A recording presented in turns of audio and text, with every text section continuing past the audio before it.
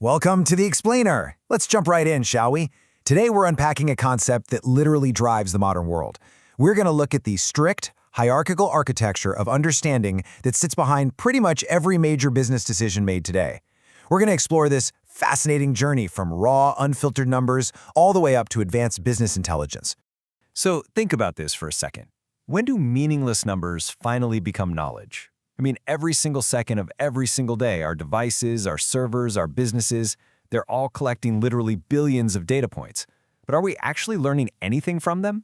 There is a massive, massive difference between drowning in an ocean of facts and actually knowing something useful. And today, we're going to decode exactly how that transformation happens. Section 1. The power of knowing. Now, building knowledge is a truly powerful concept. Philosophers have held this long-standing belief that knowledge is power. But, in the world of information technology, that power isn't just some vague, abstract idea. It's something that absolutely must be systematically and structurally built, right from the ground up. What we have here is a very strict progression. People out in the real world often use words like data, information, and knowledge totally interchangeably, right? Like they mean the exact same thing. But in IT, they absolutely do not. They are strict hierarchical building blocks. Information must give meaning to data, and knowledge can only ever stem from an understanding of that information. You literally cannot skip a step. So let's break these blocks down one by one. Section 2. Data. Just raw facts. Okay, let's start at the absolute foundation of our hierarchy, which is data. This is the raw input that systems are just constantly collecting. The crucial word to focus on here is raw. At this stage, data is just a completely random collection of text, numbers, and symbols. On their own, they have absolutely no meaning. They are completely blind. Until these characters are processed, or, provided with some sort of framework or context, they are entirely useless to us. Actually, let me show you exactly what I mean. Just take a look at these three completely disconnected sets of raw data. 3, 6, 9, 12. Then we've got cat, dog, gerbil, rabbit. And finally, a series of decimal numbers starting with 161.2. Just looking at these lists, you can really feel the uselessness of numbers and words without context, right? Like, are those first numbers lottery picks? Is the second list a zoo inventory? Are those decimals a bunch of stock prices? We have literally no idea. They are just raw facts sitting in a database somewhere waiting for us to actually do something with them. Section 3. Information. Adding crucial context. And that brings us to the critical second phase. We need to shift gears here and process these inputs. We have to answer those vital questions. Who, what, when, where, and why. This is the academic definition of information, and it perfectly hits the nail on the head. Information is simply data that actually has meaning. When raw facts and figures are processed, usually by a computer, into sets according to a specific context, they become interpretable. They gain significance. The data has essentially graduated. Notice the immediate clarity we get when we finally get that context. Those numbers, 3, 6, 9, 12, no way, they aren't lottery tickets at all. They're the first 4 answers in the 3 times table. The animals, that's a specific list of household pets. And those totally random decimals, they're the heights in centimeters of a class of 15-year-old students. By simply applying a little bit of context, we've transformed blind data into structured, meaningful information.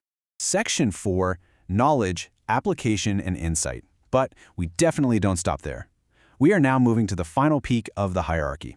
Having information is great, for sure, but taking that newly structured information and actually doing something with it, well, that is where the real magic happens. Knowledge is the active application of our newly contextualized information. Now, while knowledge can just be the rote learning of explicit facts, like memorizing that Paris is the capital of France, in information technology, we are highly focused on the other half of this definition. We want to use information to gain deeper insights and ultimately solve problems. Bringing our 3 examples to a really satisfying conclusion here, notice how we can now make deductions. Because we know the 3 times table goes up in 3s, we can infer that the 4 times table starts at 4 and goes up in 4s. 4, 8, 12, 16. That right there is knowledge discovery. From our student height information, we can easily scan the data and extract a brand new insight. The tallest student is 175.3 centimeters. And from our pet list, we can actually apply logic to solve a problem. If someone asked us to categorize a lion, we'd know to exclude it because, well, a lion lives in the wild and definitely isn't on our household pet list. We've gone all the way from blind symbols to actionable logic. Section 5. Powering modern business. Now you might be sitting there wondering, okay, identifying a pet or figuring out a math pattern is pretty basic stuff. But here is the secret. This exact, simple logic is precisely what powers multi-billion-dollar enterprise data systems all around the globe. When we scale this whole concept up, we get the modern business pipeline. Organizations automate this exact framework to generate tangible, real-world business value. Step 1. Their systems collect massive amounts of raw data from external sources and operational databases. Step 2. They structure that data into information using data warehouses and online analytical processing. Step 3. They use analytics and data mining for knowledge discovery, really hunting for those business patterns and outliers. Which all leads to Step 4, making impactful decisions that increase profitability and reduce costs. This architecture proves that the entire discipline of business intelligence is really just a giant automated machine built to execute our pipeline. Data from source systems is loaded into analytics repositories. That data is organized into models to prepare it for analysis. Analysts run queries against it. The results are built into these beautiful dashboards. And finally, business executives use that knowledge for strategic planning. It is the exact same journey we just took our simple numbers and animal lists on, the whole shebang. As Howard Dresner, the guy who actually defined business intelligence way back in 1989, stated, the main goal is to improve decision-making through the use of fact-based systems. The days of making strategic business choices based on gut feelings, hunches, or pure guesses, those days are completely over. Today's successful decisions absolutely require this strict hierarchical pipeline to ensure that every single choice is backed by rigorous, extracted facts. So I want to leave you with this provocative thought as we wrap up this explainer.